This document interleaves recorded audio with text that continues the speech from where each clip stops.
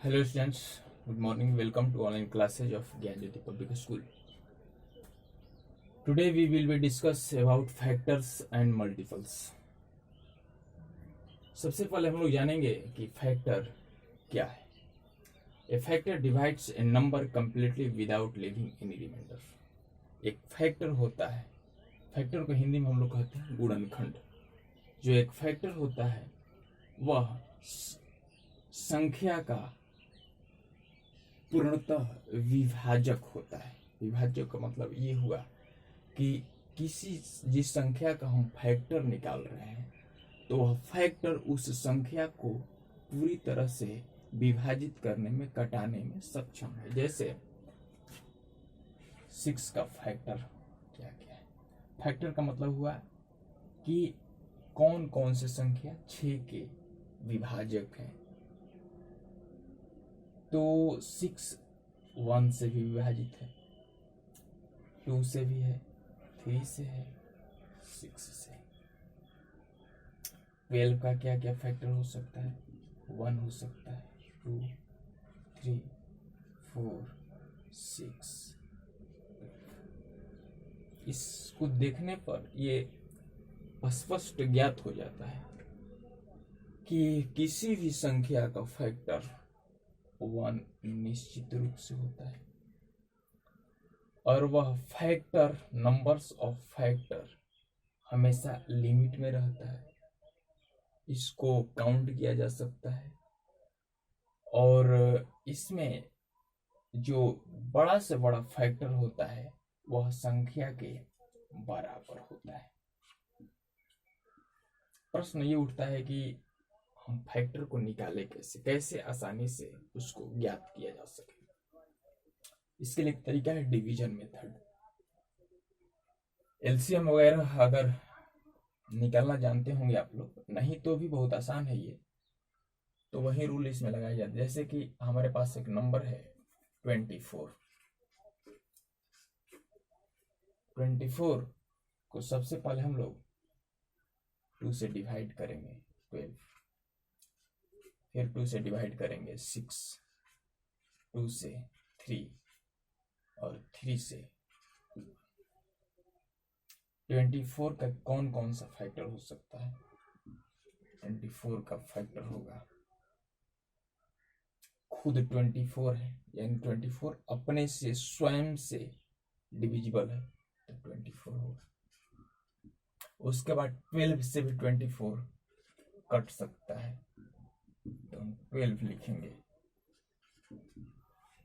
उसके बाद 6 से भी, यानी जो जो संख्या इसको कटाने में सक्षम है सभी संख्या इसके फैक्टर होते हैं.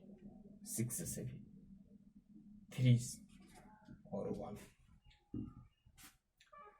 अब हम जिन जिन संख्याओं से भाग दिए हैं उनको भी लिखेंगे और गुणनफल के रूप में भी लिखेंगे. मल्टीप्लाई करके भी आपस में इनको गुणा करके भी लिख सकते हैं. 1 हो गया. हम 3 इसमें देख रहे हैं कि 3, 2, 2, 2 है. 3 तो हम लिख चुके हैं, 2 अभी तक नहीं लिखे हैं, 2 भी लिख लेंगे. अब हम देख रहे हैं कि इन दोनों का 2 और 2 का मल्टीप्लाई करेंगे तो होगा 4 और इसमें कहीं 4 नहीं लिखा गया है, इसलिए 4 भी 24 का एक फैक्टर है क्योंकि 4 से 24 कट जाएगा. उसके बाद 2 2 या 4 2 या 8 भी कहीं नहीं है, 8 भी होगा. 2 2 या 4 2 या 8, ठीक है. 3 2 या 6 2 या 12 इसमें है. अब देखते हैं कि हमारा फैक्टर कहीं छूटा है कि नहीं. बहुत आसान तरीका है इसमें. इनको आपस में हम लोग मल्टीप्लाई करके देखेंगे. 24 और 1 से मल्टीप्लाई करेंगे तो 24 ही होगा. ये नंबर ऑफ किसी भी संख्या का फैक्टर हमेशा पेयर्स में होते हैं, जोड़े के रूप में होते हैं. अगर सभी फैक्टर को लिखा जाए तब 12 2 जा 24, 6 4 जा 24 और 8 3 जा 24. सभी हम फैक्टर लिख चुके हैं. इसको जानने का एक और तरीका है कि कैसे जानें कि फैक्टर कितने हैं. तो इसका तरीका है कि हम सबसे पहले इसको घातांक के रूप में लिखेंगे, और 2 कितने हैं इसमें, 1 2 3, इसमें नहीं लिख सकते, लिखेंगे हम इन संख्याओं को, क्योंकि जिन संख्याओं से हम भाग दिए हैं उसको हम लिखेंगे। तो 2 के पावर 3, और 3 कितने हैं, तो सिर्फ 1 है। तो क्या करेंगे, इनको हम आपस में जोड़ देंगे, 3 में 1 जोड़ेंगे, अब सबके पावर में 1 1 ऐड कर देंगे, और इसमें भी 1, तो हो जाएगा ये 4, और ये हो जाएगा 2, यानी 8। नंबर ऑफ फैक्टर इसके कितने होंगे, 8 होंगे। काउंट करके देखते हैं, 1 2 3 4 5 6 7 और 8। इसकी जरूरत अभी नहीं है, हम लोग 3 4 5 के क्लास में इसको नहीं पढ़ना है। इस तरह से हम फैक्टर निकाल लेंगे। और दूसरा एक देखते हैं, 48 मेरे पास एक संख्या है, इसको भी हम 2 से डिवाइड करेंगे, 24, 2 से 12, 2 से 6, 2 से 3 और 3 से 1, यानी 48 का कौन कौन सा फैक्टर हो सकता है, खुद 48 है, 24, 12, 6, 3, 1, ये 1 है। अभी इसमें हम लोग देखेंगे कि कौन कौन सा संख्या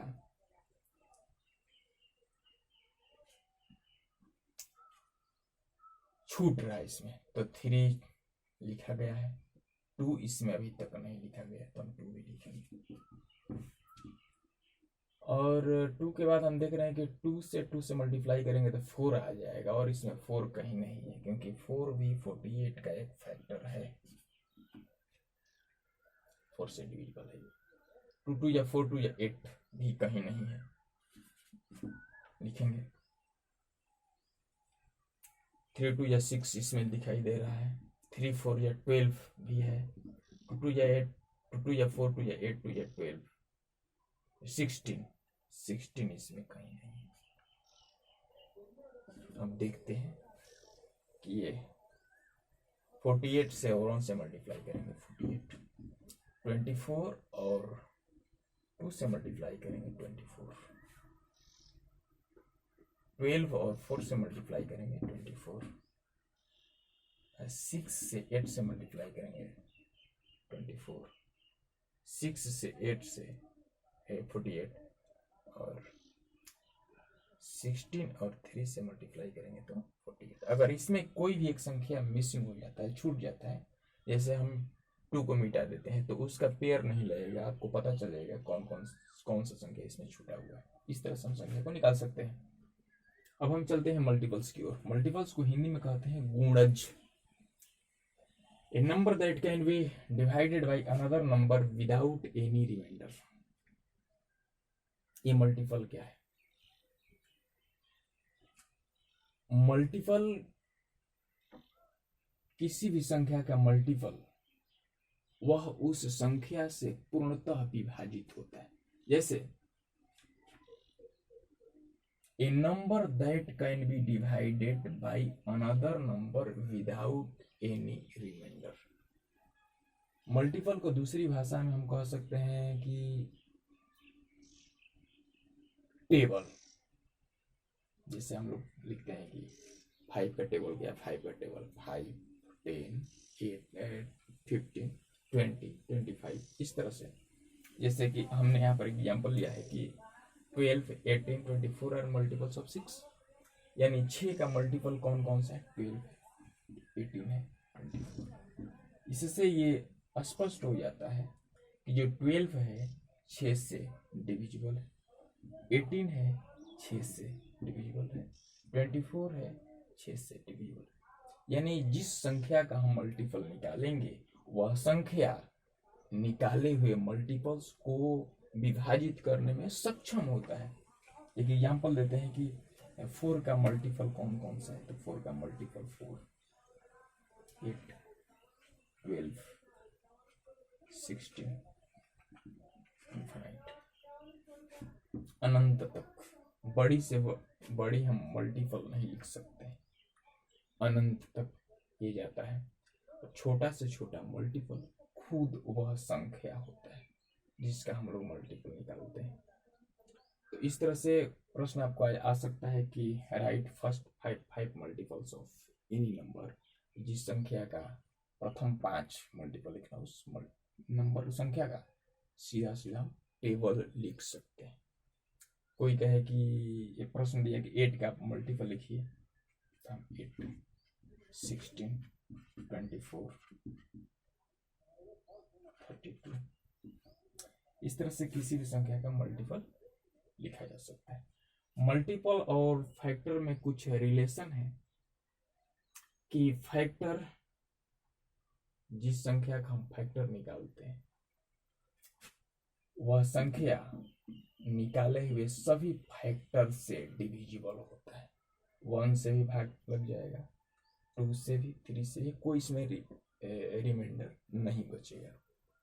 मल्टीपल में क्या होता है कि मल्टीपल में वह संख्या जिसका हम मल्टीपल निकालते हैं, निकाले हुए मल्टीपल को पूर्णतः विभाजित करने में सक्षम है। 4 से भी 4 4 कट जाएगा, 8, 12 इस तरह से।